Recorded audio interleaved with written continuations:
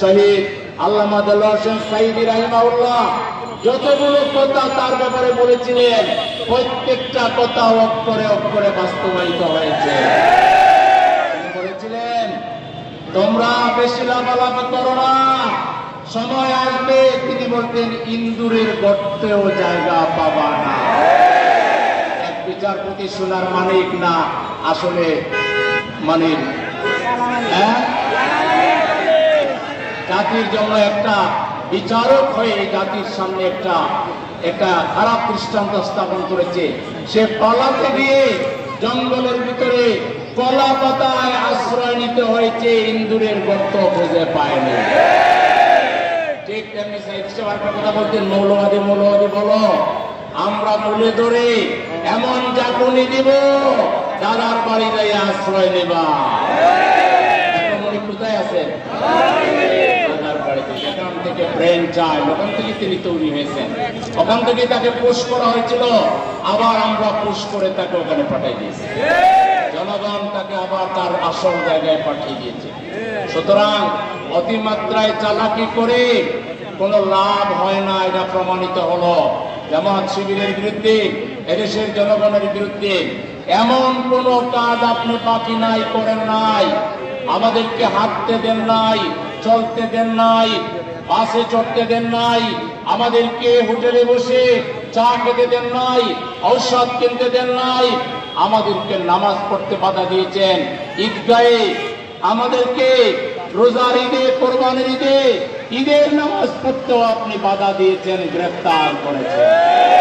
ইফতারিতে আমাদেরকে গ্রেফতার করেছেন, আমাদের রোজাও সঠিকভাবে পালন করতে দেন নাই। শেষমেশ সবাই করলো আন্দোলন, আমরাও ছিলাম, কিন্তু শুধু নিষেধ করলেন আমাদেরকে। আপনি করলেন আমাদেরকে নিষিদ্ধ 1 তারিখে, আর 72 ঘন্টার মধ্যে বাংলাদেশের 11 কোটি মানুষ আপনাকে নির্বাসনে পাঠালো। সুতরাং আসলে ক্ষমতা পেলে ক্ষমতাকে কুক্ষিগত করা, এক দলে পরিণত করা, বাকশাল কায়েম করা, ফ্যাসিবাদী চরিত্রের পরিচয় দেওয়া, জনগণের সেন্টিমেন্টের বিরুদ্ধে যাওয়া, এগুলো আপনারা তো আর করার সুযোগ নাই। আপনারা কালু সালামা, আপনারা একবারে শেষ বঙ্কেশ।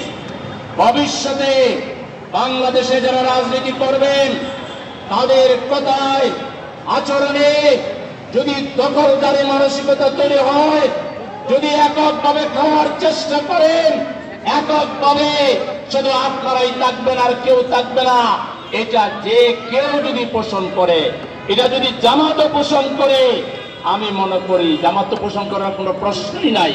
উদাহরণস্বরূপ বললাম, বাংলাদেশে যে কেউ এটা করবে তার পরিণতি হবে শেখ হাসিনার পরিণতি।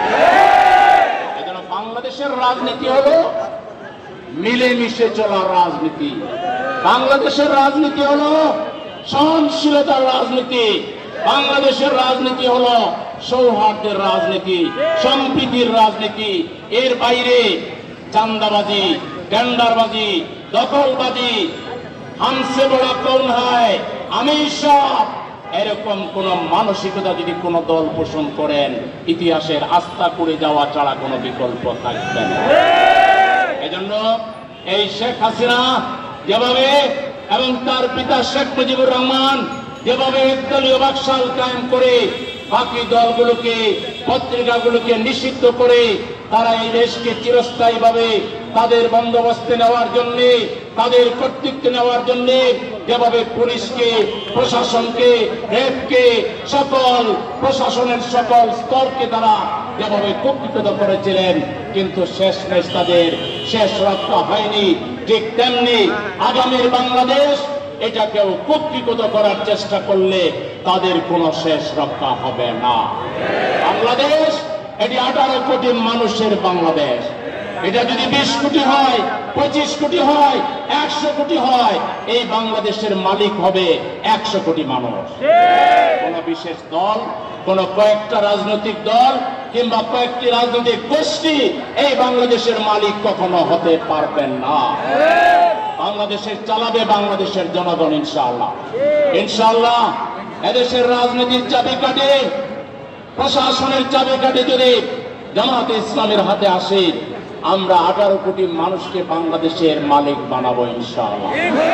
18 কোটি মানুষ স্বাধীনভাবে মাথা উঁচু করে সে ব্যবসা করবে, বাণিজ্য করবে, চাকরি করবে, তার মনের কথা সে প্রকাশ করবে, তার সন্তানকে পড়ালেখা করে বাংলাদেশকে নেতৃত্ব দেওয়ার জন্য উপযোগী করে গড়ে তুলবে।